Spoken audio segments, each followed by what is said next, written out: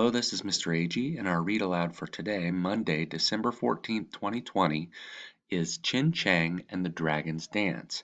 It's written and illustrated by Ian Wallace and published by Groundwood Books. It was awarded the Amelia Frances Howard Gibbon Medal by the Canadian Association of Children's Librarians.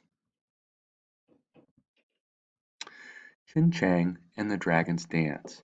Ever since he stood only as high as his grandfather's knees, Chiang has dreamed of dancing the Dragon's Dance in the New Year's parade.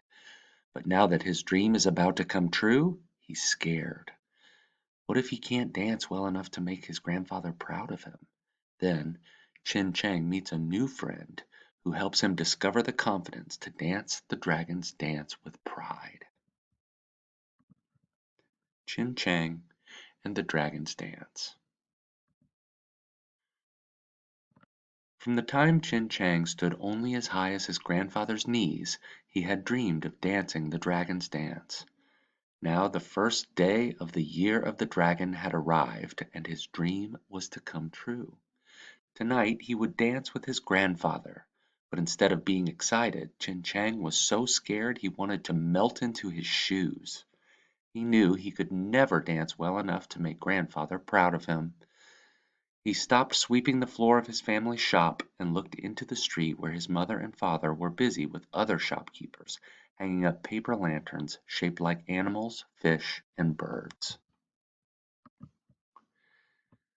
It's time to practice our parts in the Dragon's Dance for the last time before the other dancers arrive, Chiang. The afternoon is almost over, called Grandfather Wu from the bake room behind the shop. If I were a rabbit, I could run far away from here, Chiang said to himself. But then Mama, Papa, and Grandfather really would be ashamed of me. So very slowly he walked into the bake room where Grandfather Wu stood waiting. He was wearing the splendid, fierce dragon's head that he would put on again that night for the parade. "Pick up the silk tail on the floor behind me," said his grandfather from inside the dragon's head, "and all together we will be the most magnificent dragon that anyone has ever seen."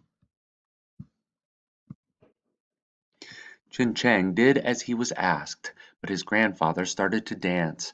Chiang did not move. "Grandfather can hide under the dragon's head," he whispered, "but if I trip or fall, I have nowhere to hide. Everyone will say, 'There goes clumsy Chiang.'" Grandfather Wu stopped dancing. "A dragon must have its tail as well as a head," he said gently. Chiang looked down at his shoes. "I can't dance the Dragon's Dance," he said. "You have trained for a long time, Chiang. Tonight when you dance you will bring tears of pride to your parents' eyes. Now come, join me, and practice just as we have practiced before." But when Chiang tried to leap, he tripped, stumbled, and fell. Why had he ever thought he could dance the Dragon's Dance? Why had he ever wanted to? He was much too clumsy. He jumped up and ran, away from his grandfather, out of the shop, into the market street. He stopped long enough to pick up a rabbit lantern, poke 2 holes for eyes, and shove it over his head. "Look, look! It's the dragon's tail!" called Mrs. Lau, dangling a speckled salmon for Chiang to see. "Tonight, when you dance, the great dragon who lives in the clouds above the mountains will be honored, and next year he will fill our nets with beautiful fish like this." Chiang turned away. "And he will grow oranges of a size and color never seen before," called Mr. Ku. "What they say is true," added Mr. Singh. "The great dragon will bring prosperity and good fortune if your dance pleases him." But Chiang remembered what one of the other dancers had once told him. If the dance was clumsy, the great dragon would be angry. Then he might toss the fruit from the trees and flood the valley. "It will all be my fault," thought Chiang. "Grandfather Wu will have to choose someone else to dance with him." He waited to hear no more, and raced across the market street. "Our fish!" called Mrs. Lau. "Our oranges!" called Mr. Ku. Chiang turned the corner. "Our dance," called Grandfather Wu from the doorway. Looking out through the lantern, Chin Chang hurried along the road by the sea to the public library which he had visited many times when he wanted to be alone. He opened the door and ran up the stairs, round and round, higher and higher, up, up, up to the door at the top that led out to the roof. From his perch in the sky he could see the mountains rising above the sea, and below him the animal lanterns, which would glow like tiny stars tonight. Chin Chang felt happier than he had for many days.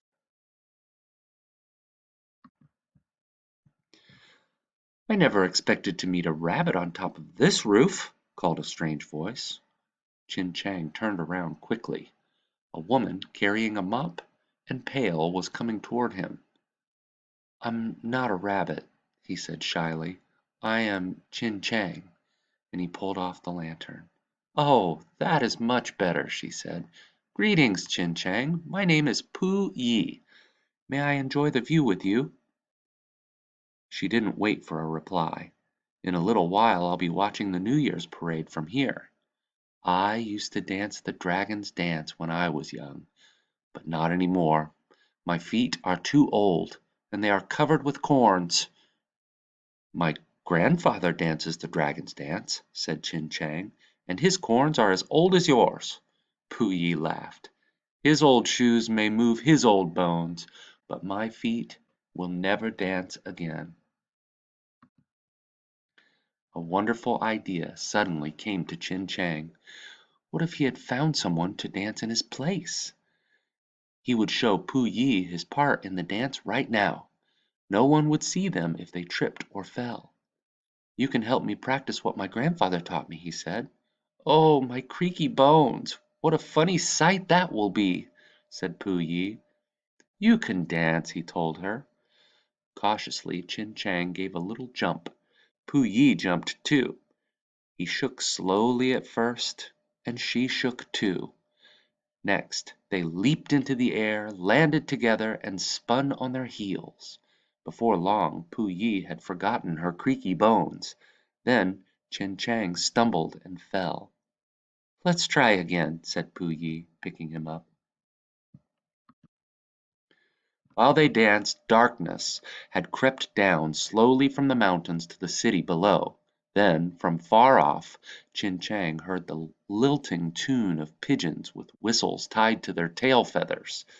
They had been set free from their cages in the marketplace and were flying high above the buildings. Chin Chang knew this meant that the New Year festival had begun. "We must go, Yi. We're late," said Chin Chang. "The pigeons are flying free." "I'm not late," she replied. "I'm staying here." But Chin Chang pulled her by the hand, and they hurried down the stairs together, round and round, down, down, down to the market street. The sound of firecrackers exploded in their ears while the eager crowd buzzed and hummed. Chin Chang pushed his way forward, but Yi pulled back. In the noise and confusion Chin Chang let go of her hand, and suddenly he came face to face with the dragon, whose head was wreathed in smoke. "Where have you been, Chin Chang? I have been sick with worry," called Grandfather Wu in a muffled voice. Chin Chang did not reply. "Come now, take up the tail before the smoke disappears and everyone can see us." Chin Chang stood still, his feet frozen to the ground. The clamor of the street grew louder, stinging his ears. "I can't dance, Grandfather," he said. Grandfather Wu turned away. "You can dance, Chin Chang. Follow me." "Look, look! Here comes the dragon!" called Mr. Singh. The crowd sent up a cheer that bounced off windows and doors and jumped into the sky. Chin Chang was trapped. Slowly he stooped and picked up the tail. Grandfather Wu shook the dragon's head fiercely until Chin Chang started to pick up his heels to the beat of the thundering drum.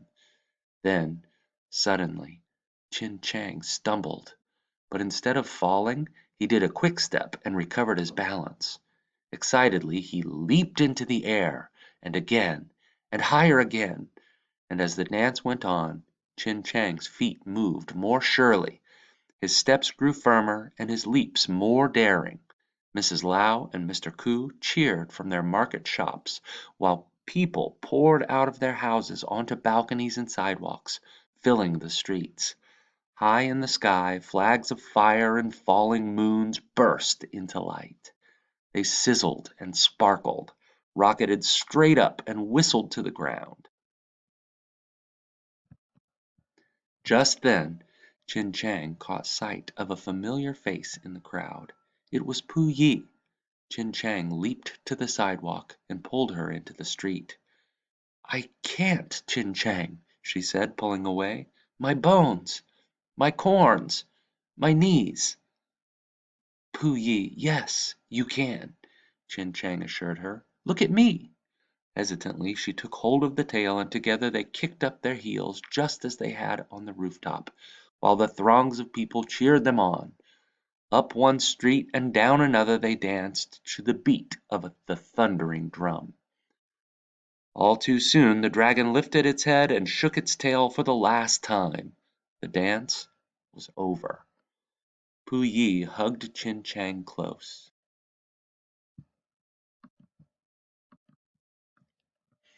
Grandfather Wu smiled inside the dragon's head. "Bring your new friend to our home for dinner, Chin Chang," he said. Pu Yi and Chin Chang hopped quickly over the doorstep and into the bake shop. The family exchanged gifts of fine teas in wooden boxes, new clothes, and small red envelopes of lucky money. Then they sat together to share plates of meat dumplings and carp, bowls of steaming soup, and trays of delicious pastries and cakes and fresh fruit. To Chin Chang, "The very best dragon's tail I have ever seen," said Grandfather Wu, raising his glass in a toast. Chin Chang's face glowed with pride. "To a prosperous year of the dragon," he said, raising his glass to his mamma, papa, grandfather, and his new friend, Pu Yi.